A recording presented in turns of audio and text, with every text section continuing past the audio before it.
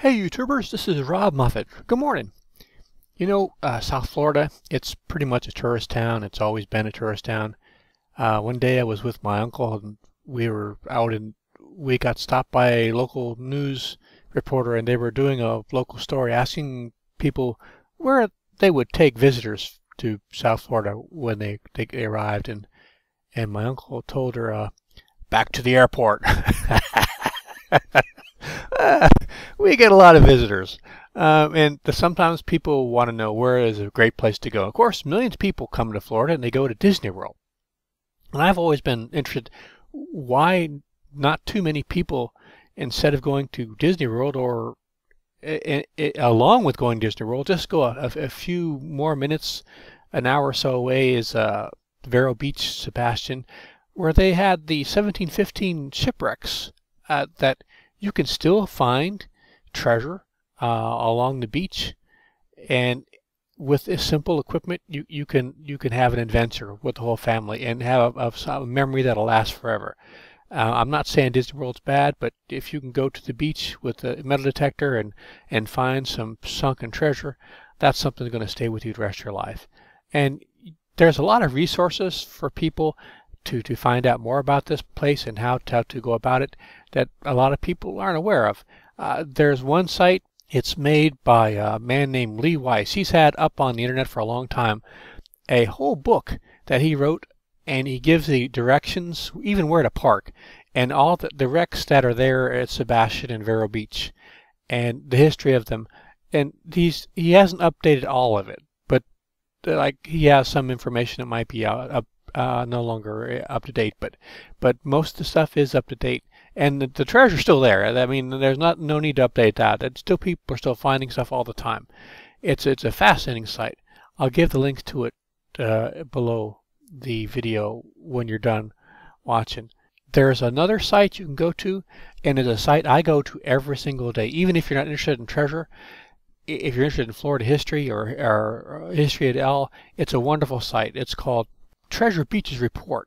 Every single day there's a man who lives up here in Vero Beach area, and he goes to the beach every day and he gives a report of the beach conditions and what time of the year are the best to look for treasure. And he gives reports what people have been finding, and he has tons and tons of links, and he's been doing this for years. If you're interested in finding stuff on the wreck sites at up around the Vero Beach area, you should check out his site. It's free. And every blog should be as good as this one. It's incredible. It's one of my favorite sites to go to. And he has tons of useful information about finding treasure with metal detectors. And once you go, you'll keep and link this site. It's going to be one of your favorites. And so now you're asking yourself, well, how much is this going to cost? You can get an inexpensive metal detector. Like I made a video not too long ago about the one Harbor Freight, the 9-function one. It was $45. Now I think it's gone up. It's still a bargain. You can get them, I think, now for $47. And while you're there, you can get a shovel for $8. You can get some gloves for $2. And you can get a pinpointer. And now the pinpointer is still only about $16. That's a bargain. That's about half price what they usually are. And some people say, well, I won't buy treasure or metal detectors at Harbor Freight because they have a bad reputation. Well, you know what? Some of the stuff you buy at Harbor Freight, the quality control may be not that good. But I bought 3 metal detectors for Christmas. So far, nobody has a single complaint. And they have a 3-month warranty. If you don't like it, take it back. They give you another one. So I don't know what people are crying about. My favorite metal detector is not a Harbor Freight 9-function one for $47. It's an ACE 250 that I made waterproof myself, but it's about 4 times the cost. It cost me over $210. I mean, that's still a bargain, but that's one of the lowest cost good ones you can buy. But you can get the Harbor Freight one and go to the beaches and have a blast. So if you're thinking about what to do when you come to Florida, this might be something to think about. Also, there's a fella, he has NH Treasure Hunter channel.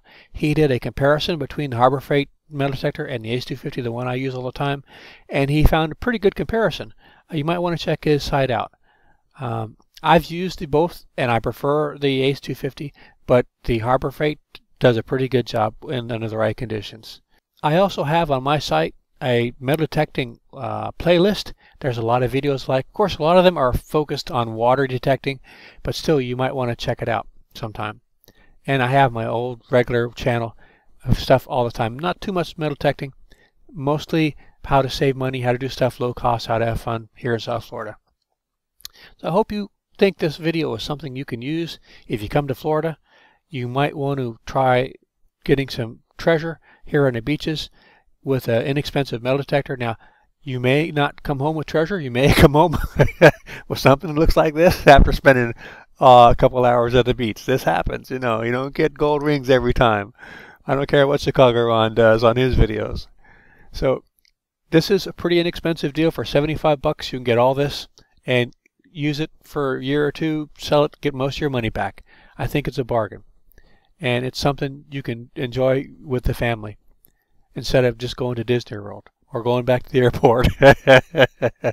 So listen, guys, I hope you like this video and you come back and watch more. I try to add more every week. And if you like the video, please subscribe and know that I appreciate the time you took to watch.